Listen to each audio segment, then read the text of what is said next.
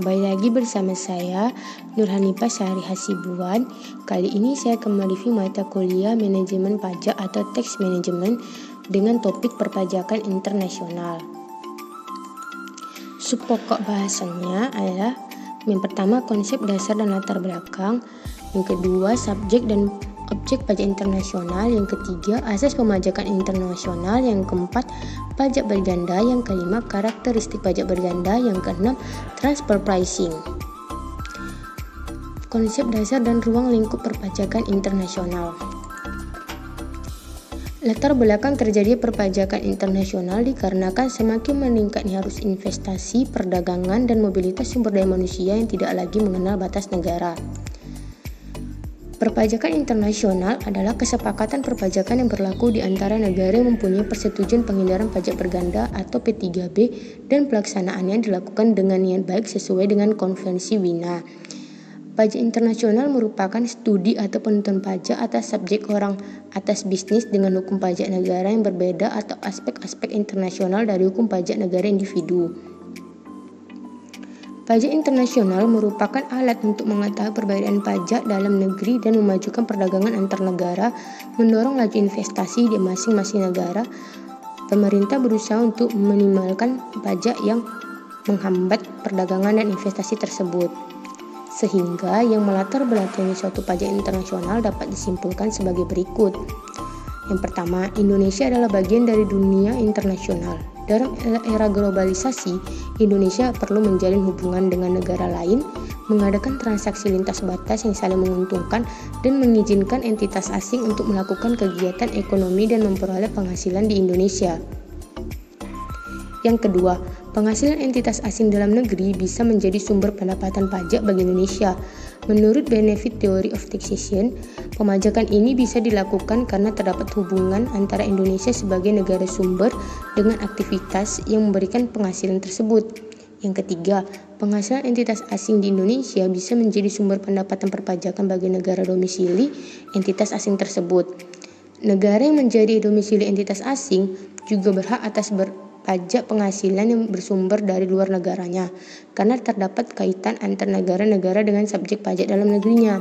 Yang keempat, maka perlu diadakannya perjanjian perpajakan internasional dengan mengatur pemajakan penghasilan entitas asing di dalam negeri dan penghasilan entitas dalam negeri dari luar negeri, yang bertujuan adalah untuk menghindari terjadi pemajakan berganda yang memberatkan wajib pajak masing-masing negara.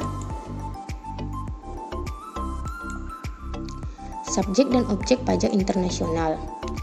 Subjek pajak dalam perpajakan internasional dibagi menjadi dua, yaitu subjek pajak dari dalam negeri yang mendapat penghasilan dari sumber di luar negeri, dan subjek pajak luar negeri yang mendapat penghasilan dari sumber-sumber di dalam negeri, yaitu orang pribadi yang tidak bertempat tinggal di Indonesia atau berada di Indonesia tidak lebih 183 hari dalam 12 bulan. Badan yang tidak didirikan di Indonesia dan tidak bertempat kedudukan di Indonesia. Sedangkan objek pajak dibagi menjadi dua, yaitu objek pajak dengan sumber di dalam negeri dan objek pajak dengan sumber luar negeri. Ruang lingkup perpajakan internasional ada dua, yaitu taxing inbound income, pemajakan atas subjek pajak dalam negeri atau SPDN yang memperoleh penghasilan yang bersumber dari luar negeri. Dan yang kedua, taxing outbound income, pemajakan atas subjek pajak luar negeri atau SPLN yang memperoleh penghasilan yang bersumber dari dalam negeri. Asas pemajakan internasional. Asas pemajakan internasional ada 5, yaitu asas domisili. Asas domisili adalah subjek pajak dikenakan pajak di negara tempat subjek pajak berdomisili. Indonesia menganut asas ini. Yang kedua, asas sumber. Pajak dikenakan berdasarkan tempat sumber penghasilan berada. Yang ketiga, asas kewarganegaraan. Pengenaan pajak dikenakan atas status kewarganegaraannya walaupun penghasilan diterima di negara lain. Yang keempat, asas campuran dari dua asas di atas. Yang kelima, asas teritorial. Pajak dikenakan atas penghasilan yang diperoleh dalam wilayah suatu negara, sehingga jika atas penghasilan yang diperoleh di luar negara tersebut tidak dikenakan pajak. Pajak berganda. Sebab timbulnya pajak berganda internasional. Misalnya nih, Tuan X wajib pajak di negara A, berada di negara B selama 16 bulan untuk pekerjaannya atau untuk aktivitas penghasilannya. Apabila menurut ketentuan negara A, wajib pajak yang meninggalkan negara A tidak lebih dari 18 bulan masih dianggap sebagai wajib pajak dalam negeri dari negara A. Sedangkan negara B dalam ketentuannya menganggap orang yang bertempat tinggal di negara B lebih dari 12 bulan adalah wajib pajak negaranya. Maka status Tuan X secara bersamaan dianggap mempunyai dua domisili yang akan dikenakan pajak baik oleh negara A maupun negara B atas seluruh penghasilannya. Alasan kedua negara atau negara sumber dan negara domisili mengenakan pajak karena negara sumber berhak untuk memiliki pajak penghasilan yang bersumber dari negaranya dan negara domisili berhak untuk memajaki penghasilan karena pihak yang memperoleh penghasilan tersebut adalah subjek pajak dalam negeri di negaranya. Dua bentuk perpajakan berganda yaitu perpajakan berganda secara yuridis dan perpajakan berganda secara ekonomis. Mari kita bahas perpajakan berganda secara yuridis. Perpajakan berganda secara yuridis adalah perpajakan berganda yang muncul karena sebagian besar negara menambahkan pengenaan pajaknya atas harta domestik dan transaksi ekonomi, mengenakan pajak atas transaksi yang dilakukan dan modal yang terletak di negara lain sejauh bahwa memberikan keuntungan kepada wajib pajak dalam negeri. Sedangkan perpajakan berganda secara ekonomis sebagai contoh di mana dua pihak yang berbeda dikenakan pajak terkait dengan penghasilan dan modal yang sama. Karakteristik dari perpajakan berganda.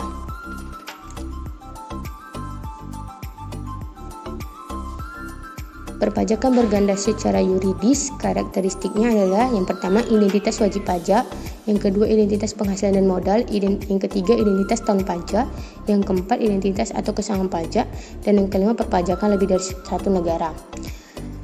Sedangkan karakteristik dari perpajakan berganda secara ekonomis, tidak ada identitas wajib pajak, identitas penghasilan dan modal, identitas tahun pajak, identitas atau kesamaan pajak. Yang kelima, perpajakan lebih dari satu negara. Sudah terlihat jelas ya guys beda karakteristiknya di mana? Yang keenam, transfer pricing. Transfer pricing adalah suatu kebijakan harga dalam transaksi yang dilakukan oleh pihak-pihak yang mempunyai hubungan istimewa. Di Indonesia sendiri, isu transfer pricing telah berkembang dalam beberapa tahun terakhir. Untuk menghadapi transaksi perusahaan multinasional yang berkaitan dengan transfer pricing, Otoritas Pajak Indonesia telah menerbitkan beberapa peraturan baik dalam ketentuan perpajakan internasional dan domestik.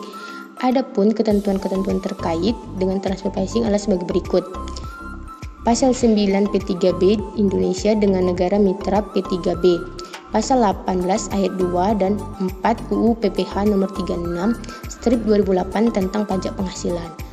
Yang ketiga, Peraturan nomor 32 strip PJ strip 2011 Junto per 43 garing PJ garing 2010 tentang penerapan prinsip kewajaran dan kelaziman usaha dalam transaksi antara wajib pajak dengan pihak yang mempunyai hubungan istimewa. Oke, sekian dulu review mata kuliah kali ini. Sampai jumpa di video-video berikutnya ya. Bye.